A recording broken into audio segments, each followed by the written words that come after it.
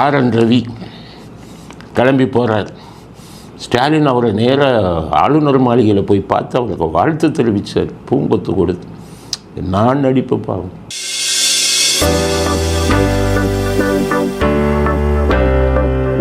அவரை மாற்றுறதுக்கு இத்தனை வருஷமாக ஏற்பாடு பண்ணினதே ஸ்டாலின் தான்.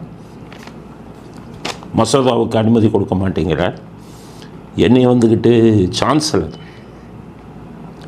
வேந்தர் இருந்துட்டு 10 கோடி வாங்கிட்டு துணைவேந்தரை போடுறதுக்கு உதவி செய்ய மாட்டேங்கிறார். அவரை மாற்றுங்கன்னு மத்திய அரசாங்கத்துக்கு அவ்வளோ ப்ரெஷர் கொடுத்தார். அது மட்டும் இல்லை, பேசும்போது இங்கே ஒருத்தன் இருக்கானே அப்படின்னு பேசினார் கவர்னர். பொன்முடி சட்டசபைக்குள்ள கொடுத்துட்டே வெளில போடான்னார். அவங்களுடைய குடும்ப டிவி சன் டிவி இப்போ கவர்னர் மாற்றம்னு ஒன்று கவர்னர் விட்டு கவர்னர் சட்டசபையை விட்டு வெளியில் வர்றத ஃபோட்டோவை போட்டு குட் பை அப்படின்னு கேள்வி போட்டாங்க. ஆனால் ஸ்டாலின் போய் அவருக்கு வாழ்த்து தெரிவிக்கிறார். நல்லா இருப்பாப்பா போயிட்டேன்னு சொல்லி வாழ்த்து தெரிவிக்கிறாரா என்னன்னு தெரியலை. அதனால் வாழ்த்து தெரிவிப்பது நல்லது தான். ஆனால் அவரை கவுத்துறதுக்கு எல்லா ஏற்பாடும் பண்ணிவிட்டு போய் வாழ்த்து தெரிவிக்கிறீங்க, அதுதான் திராவிட ஸ்டைல் அப்படின்னு தான் நம்ம ஏற்றுக்கணும். கவர்னர் ரொம்ப கவலையுடன் போகிறார் இங்கேருந்து. பிஜேபி அப்பப்போ இந்த மாதிரி முட்டாள்தனங்கள் நம்ம நிறையா பண்ணுவாங்க. பிஜேபி பண்ணுற முட்டாள்தனத்தில் இதுவும் ஒன்று. அதுவும் எலெக்ஷன் டைமில் ஒரு நல்ல அதிகாரியம் ஆளுங்கட்சிக்கு எதிராக இருந்தால் நான் அதிகாரியம் பண்ணும்போது அவர் அவமானப்பட்டு இங்கிருந்து போகிறார் ஆர்.என். ரவி அப்படிங்கிறது தான் நம்முடையது. ஒரு நல்ல அதிகாரி அவமானப்பட்டு போகிறது உங்களுக்கு தான் கேவலம். இவங்களும் சொல்கிறேன், பிஜேபியை ஒழுங்காக நிர்வாகத்தை நடத்துங்க. மாநில நிர்வாகத்தில் நீங்கள் நடத்துகிறது எதுவுமே சரியான முறையில் இல்லை அப்படிங்கிறது தான் எங்களுடைய கருத்து. ஸ்டாலின் சொல்கிறாரு, பிஜேபி மக்களுக்கு நல்லது செய்யவே மாட்டாங்க அப்படின்னு சொல்கிறார். ஆனால் நான் என்ன சொல்கிறேன், பிஜேபி மக்களுக்கு நல்லது செய்கிறாங்களோ இல்லையோ, ஆனால் ஸ்டாலினுக்கு நல்லது செய்கிறாங்க. என்னென்னு கேட்டிங்கன்னா எல்லாமே அவங்களுக்கு சாதகமானது. இப்போ பாருங்கள், KN கைது செய்யப்பட்டார். கைது செய்ய சொன்னாங்க இடி. அதுக்கப்புறம் ஏதாச்சும் மத்திய அரசாங்கத்திலேருந்து இடி நடவடிக்கை எடுத்தாங்களா? இன்பதுரை தான் போய் கேச போகிறாங்க. இந்த ஒரு கரூர் விஷயத்தில் சிபிஐ என்கொயரி போச்சு.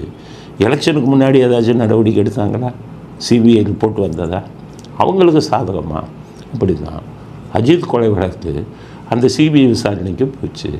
மேலதிகாரிகளையும் மேலே விட்ட அரசியல்வாதிகளையும் அவன் ஏதாச்சும் வெளியில் கொண்டு வந்தாங்களா? கொண்டு வர மாட்டான்.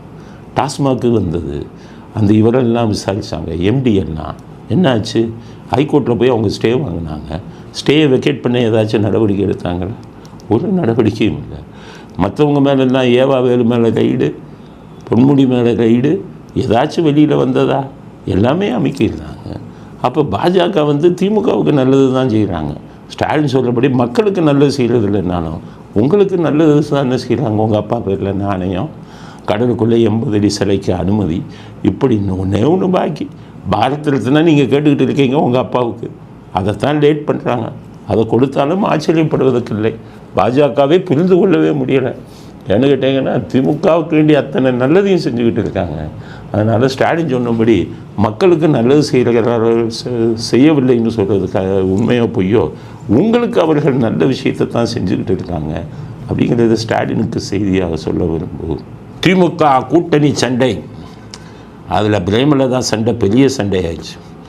ஒரு MP தரேன், ராஜ்யசபா MP, 6 MLA தரேன்னார். அவங்களும் சரி அப்படின்ட்டு ஒரே குஷியாகிட்டாங்க. அப்போ MP பதவி ஏற்கும்போது என்ன சொல்லிட்டாங்க, நாளைக்கு வாங்க மனு தாக்கல் செய்யுங்க. ஆனால் ஒரு விஷயம், MLA 6 கிடையாது 4ன்ட்டாங்க. இது அப்படியே ஷாக் ஆகி போயிட்டாங்க பிரேமலதா. இதுக்கு எடப்பாடியே பரவாயில்லையே, நீங்களும் முதல்ல ஒத்துறீங்களே, அவர் MP தரேன்ட்டு தரமாட்டேன்ட்டார். நீங்கள் இப்போ என்ன பண்ணிட்டீங்க, MLAல 2 குறைக்கிறீங்களே அப்படின்னு அவங்க வேறு ஒரு பெரிய தகராறு பண்ணி பஞ்சாயத்து பண்ண ஏவா வேல்கிட்ட போய் ஒழுங்காக எனக்கு 2 வாங்கி கொடு அப்படின்னு தகராறு பண்ணுறாங்க. இது ஒரு பக்கம் இருக்க. இவங்க விடுதலை சிறுத்தைகள் அவங்க பெரிய தகராறு. திமுக நான் 170 சீட்டில் நிற்கணும், 64 நீங்கள் பிரிச்சுக்கங்க அப்படின்னு சொல்கிறாரு.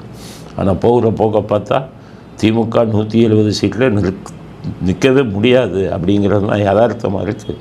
150 160 இதில் தான் நிற்பாங்க. கூட்டணி கட்சி நிற்கும் அத்தனை தொகுதிகளிலும் எதிர்க்கட்சிகள் வெற்றி பெற்று விடுவார்கள். அதனால் ஸ்டாலின் ஆட்சியின் சகாப்தம் முடிகிறது உறுதி அப்படிங்கிறது வெட்ட வெளிச்சமாக வருது.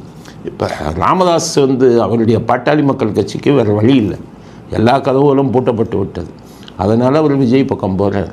அதனால் விஜய்க்கு கிடைக்கக்கூடிய ஒரு முக்கியமான கூட்டணி பாட்டாளி மக்கள் கட்சி, ராமதாஸ் தலைமையில் உள்ள பாட்டாளி மக்கள் கூட்டணி தான் உறுதியாக இருக்குது.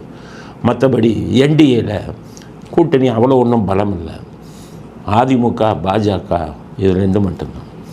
திமுகவில் கூட்டணி சண்டை வந்ததுனால இந்த கூட்டணி ஓட்டுக்கள் பெருமளவு பிரியும். அதனால் இந்த தடவை எலெக்ஷனில் மிகப்பெரிய டஃப் ஃபைட், யார் ஜெயிப்பா யார் தோப்பாங்கிறத கணிக்க முடியாத அளவுக்கு போகும். எது எப்படியோ ஸ்டாலின் வெளியேற வேண்டும், திமுக ஆட்சியை ஒழிக்க வேண்டும். அதை யார் செய்தாலும் நாம் அவர்களை ஆதரிப்போம்.